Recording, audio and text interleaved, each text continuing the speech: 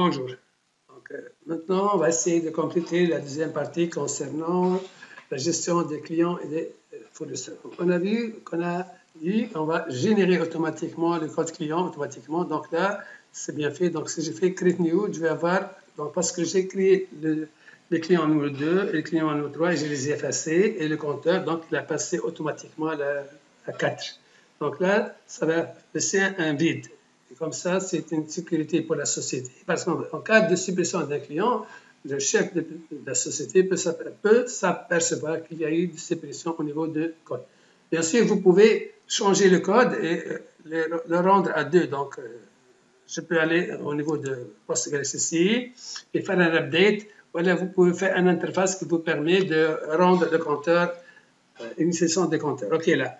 Maintenant, c'est pas, on va prendre ça. Donc, on va ajouter un autre client ici. Donc, on va ajouter, par exemple, Mohamed.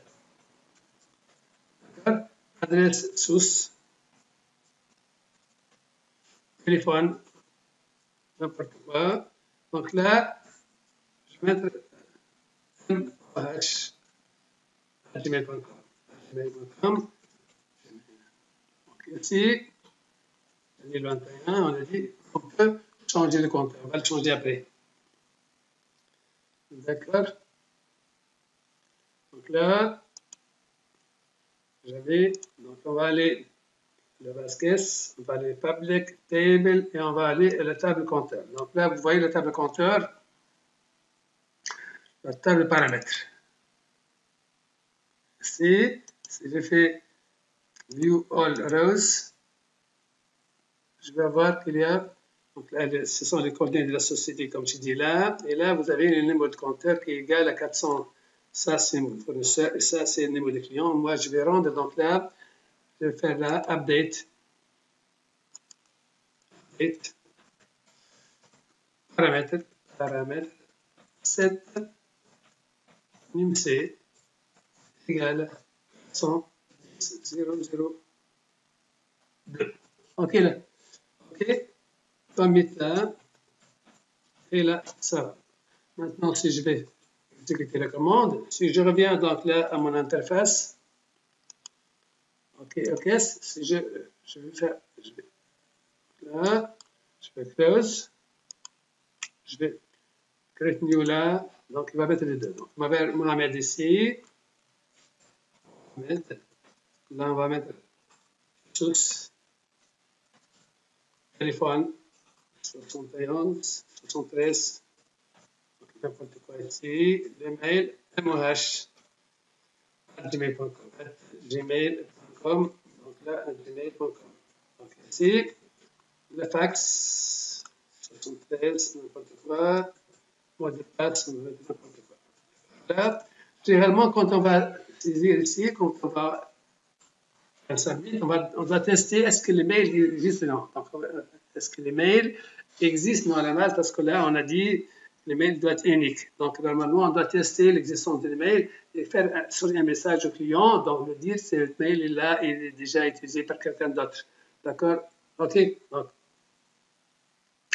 Donc, on peut mettre soit l'email, soit un username, et l'username doit être unique. Donc, moi, dans mon cas, j'ai utilisé pour les clients, son username, c'est, d'accord, c'est l'email. OK, là. OK, submit là. OK, donc il a ajouté Mohamed. D'accord? Donc, si j'ai fait modification, il va nous permettre, si j'ai fait par exemple sous nord, le type là, submit, donc, on va voir. Normalement, il doit utiliser ça. On n'a pas fait la modification. On va voir. C'est vrai, parce que là, je n'ai pas fait, au niveau du Spring Boot là, je n'ai pas fait la modification pour les adresses ici dans la partie service. J'ai seulement fait la modification concernant les libellés. Donc, si je vais du côté service là, dans les clients service, regardez là, c'est pas une faute, mais c'est parce que je n'ai pas complété tout le code ici. Donc, pour l'update, save, donc là, on va voir après, parce que j'ai changé pour. Donc, c'est ça. parce que là, je n'ai pas mis tous les données ici. Donc, là, il me manque la modification 7.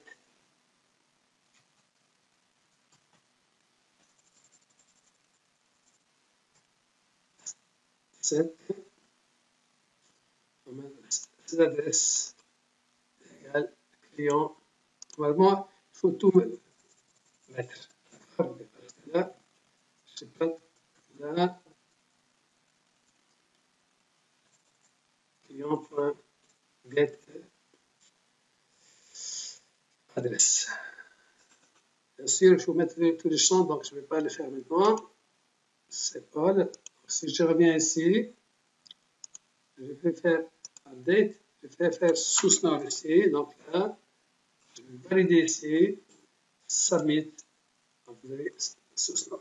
Donc ici, quand je vais valider les clients, donc automatiquement, je vais créer un nouveau user qui est les clients. Donc qu'est-ce que j'ai fait là? Si je reviens à la partie ici, on va aller à la table user, donc là, et on fait view data, rows. Vous voyez ici, il a ajouté en principe un rôle ici, que j'ai appelé Mohamed. Vous voyez, donc là, c'est le type client. D'accord? Donc là, c'est un client que j'ai ajouté. Donc là, donc, à chaque ajout d'un client ou d'un fournisseur, les données vont s'insérer dans la table user pour pouvoir se connecter. On va avoir une seule interface de user, donc de connexion. D'accord? Donc, indépendamment que vous soyez client ou non, vous avez le rôle, donc les users. Donc, est-ce que c'est un admin, ou c'est un simple user, ou c'est un fournisseur, ou c'est un client. Donc là, c'est simple. Comment j'ai fait ça? Donc ça, c'est le principe, c'est le changement que j'ai fait dans mon programme. Donc là, au niveau de add, quand on va ajouter le client, donc la post client, save. Donc là, ça, c'est, on a vu ça, c'est pour incrémenter le niveau de compteur. C'est-à-dire ici, si je reviens ici dans l'interface compteur ici, paramètre ici, elle est là. Si je fais Share View All Data, donc le client, normalement, doit avoir 410.003. Donc ici, voilà, ici, voilà, donc là, parce qu'on a utilisé les deux, donc les prochains clients, ça va être les 3. OK, donc là, qu'est-ce qu'on a fait? Donc j'ai dit là, donc ça, c'est l'incrémentation de paramètres. Donc, on a fait paramètre ID parce que là, quand j'ai saisi le premier client, donc là, il y a une seule ligne. Une ligne 1, donc là, c'est ID 1. Là, pour ajouter user, qu'est-ce qu'on a fait? User, new user. Là, cet username, j'ai mis les mails. Et les mails, donc, parce que je n'ai pas saisi un username pour les clients. D'accord? Donc, soit vous utilisez un username qui doit être unique pour les clients, sinon vous allez prendre son email et quand il va se connecter, il n'a qu'à saisir son email. D'accord? Donc, le password, c'est la password du client. Le rôle, c'est client. D'accord? Il est actif. Donc, je vais sauvegarder le user. Donc, ça, c'est comment ajouter un client dans la table user. C'est simple. OK, là, on a fait le même principe pour le fournisseur. C'est-à-dire là, dans le fournisseur, en principe, est-ce que j'ai fait ça ou j'ai pas fait ça? J'ai fait ça, bien sûr. C'est parce que, oui, c'est ça. Donc, voyez ici, c'est-à-dire là, vous allez seulement changer le rôle à full. Donc là, à chaque fois que vous allez insérer un nouveau client ou un nouveau fournisseur, vous allez ajouter dans la table user. Bien sûr, avant de l'ajouter, il faut faire un test. Un test sur l'existence de l'email. Donc là, je n'ai pas fait ça pour le moment. Je vais le faire ce soir. Donc, dans les prochaines vidéos, bon, c'est simple. Vous allez faire find by email. Si l'email déjà existe, donc vous allez faire dans la table une recherche. Ici, c'est simple. Normalement, c'est user ici. Et là, on va faire une méthode. On va le faire. Donc ici, optional user. Donc là, donc c'est liste. Optional user. Donc là, c'est ça. D'accord? CTRL C. On va faire CTRL V. CTRL V. List get all by email. D'accord? On va faire find all by email.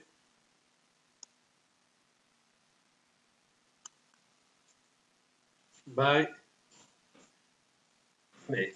Et là, bien sûr, vous allez mettre la string string email. Là, bien sûr, on va faire email. D'accord? Donc là, ce qu'il va faire, il va demander création d'un file all by mail string in type repository. Là, il a fait ça. Donc, c'est ça. D'accord? Ici, on a ajouté find all by email. Donc, on revient. On va voir, je vais tester ça. Donc là, juste, je vais ajouter un code. OK. Juste là. Donc, qu'est-ce qu'on a fait? On a ajouté une méthode pour vérification de l'email. Donc, on a fait dans le contrôleur user, on a ajouté une fonction getMapping user verify by email. Donc, il va récupérer l'user dont vous avez saisi l'email. Donc, on va récupérer une liste là. Donc, j'ai fait le contrôle ici au niveau de user. Au niveau de service user aussi, j'ai fait la méthode getAllByEmail. D'accord? Et aussi dans le repository. OK, là, ça, vérifier ce que l'email a été déjà utilisé par quelqu'un d'autre. Donc là, on a fait ça. Donc, je reviens. Donc, ça, c'est le service. Et ça, c'est le contrôleur. Donc, bien sûr, avant de faire ça, avant de passer à la partie angulaire, donc là, qu'est-ce qu'il va aller faire? Il faut aller tester ça. Donc, je vais tester. Là, j'ai testé, là, donc j'en ai déjà quelqu'un qui a. Donc là, parce qu'avant, je n'ai pas testé les mails. Maintenant, quand je vais. Donc là, qu'est-ce qu'il y a? Username, email, donc password, c'est ça. Donc, il y a quelqu'un qui a cet email-là, follin@gmail.com. Donc, si je viens à la base, et si j'ai pris cet email-là, et pour le tester. Donc là, OK. J'ai pris cet email-là. D'accord? Maintenant, qu'est-ce qu'on va faire? On va aller à la partie angulaire et on va voir comment faire ça. Donc, dans la partie angulaire, avant tout, j'ai ajouté dans le service user verify email string. Donc, HTTP, base URL, email, ça c'est le schéma que j'ai mis là au niveau de mon contrôleur. Verif email. Donc là, c'est verif email. Ça, c'est verif. C'est pas verif là. Il faut changer là. C'est là. L'URL, c'est users/verif. Users, donc là, c'est quoi? C'est API user/verif et donner l'email. OK. Donc, puis, qu'est-ce qu'on a fait? Nous sommes allés dans le add client. Donc là, il faut faire ça dans tout dans le client, dans l'user, tout ça, il faut faire le test de l'email. Donc là, qu'est-ce qu'on a fait? Dans email, on a ajouté la fonction là qui a vérif. Donc, quand vous allez saisir l'email, une fois que vous allez sortir, il va générer la méthode de vérif. La méthode vérif, qu'est-ce qu'elle va nous faire? Donc ici, au niveau des clients, j'ai ajouté une méthode vérif. Donc, qu'est-ce qu'on a fait? List user service, vérifier email, j'ai donné comme paramètre l'email, ça se fait. Donc, j'ai récupéré la liste du user, donc qui ont cet email-là. If list user.length égale 0, c'est la liste vide, donc valide this égale true. Sinon, this valide égale false et vérifiez votre email déjà saisi. Bien sûr, une fois que vous allez faire ça, même si vous allez valider votre interface, ici que j'ai fait là, on submit. If this valide, parce que là, qu'est-ce que j'ai utilisé? J'ai utilisé une fonction ici, valide booléen. Donc là, j'ai utilisé list user pour récupérer la liste user et valide booléen égale à true. Donc ici égale à false. Donc là, on va faire false. Et le départ, c'est false. Ici. Et là, quand vous allez récupérer votre email, si la liste est vide, this valide égale true. Sinon, la liste valide égale à false. Et là, vous pouvez valider. D'accord? On va tester ça. Là, il faut pas oublier d'ajouter cette fonction-là qui a verify. OK? File save. Donc, je vais tester la fonction. Donc, juste là, on va tester. Create new. Donc, on va faire n'importe quoi. Donc, c'est société X. Donc, l'adresse, c'est Tunis. On va mettre l'adresse S. OK. Téléphone, c'est 75, n'importe quoi. Et là, je vais mettre le CTRL V. OK. Donc, vérifiez votre mail. Email déjà saisi. D'accord? Donc là, vous voyez ici, j'ai fait la saisie de l'email. Il me dit votre email, vérifiez votre email déjà saisi. Si moi, malgré ça, je vais essayer de valider, je fais submit là. Donc là, impossible. Voyez, c'est impossible, vérifier votre email. Donc là, j'espère que c'est clair. Donc maintenant, si je fais par exemple ici, full N1 ici, je fais n'importe quoi, je fais fax, donc le téléphone ici, je fais submit. Donc, par exemple, head. OK. Donc j'espère que c'est clair. Donc là, on a bien vu comment vérifier l'existence de l'email des clients. Donc, c'est-à-dire, parce qu'on a dit quoi? On a dit les clients dans le user, dans le modèle, ici, dans le modèle. On a fait user, enfin, une contrainte. Le user est unique et l'email est unique. D'accord? Donc, ça, dans la partie modèle. Ici, donc, pour les clients, qu'est-ce qu'on a fait?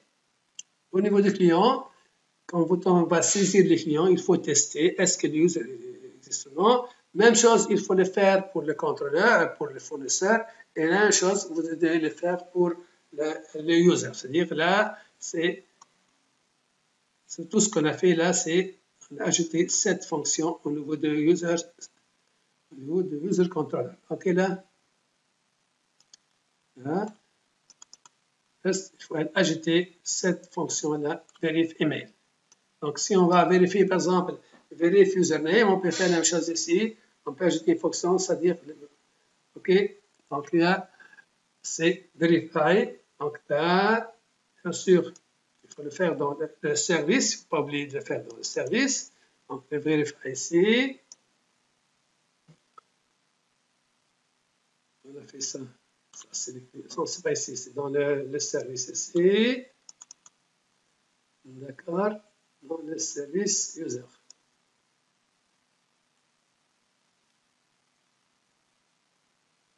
Ça dans get all by email. Là, donc parce que là, dans le contrôleur, qu'est-ce qu'on a fait dans le contrôleur? Dans le contrôleur, on a ajouté, appelé cette fonction-là, get all by email. Get all by email. OK là? Donc, bien sûr, on a ajouté dans cette vidéo-là comment, lors de la création d'un client, on peut ajouter directement dans la table user. Donc, qu'est-ce qu'on a fait ici? Dans le client ici, dans le service client, quand vous allez ajouter un client, vous allez ajouter un user. Donc, j'espère que vous avez bien compris ça. J'espère que c'est clair et merci pour votre attention.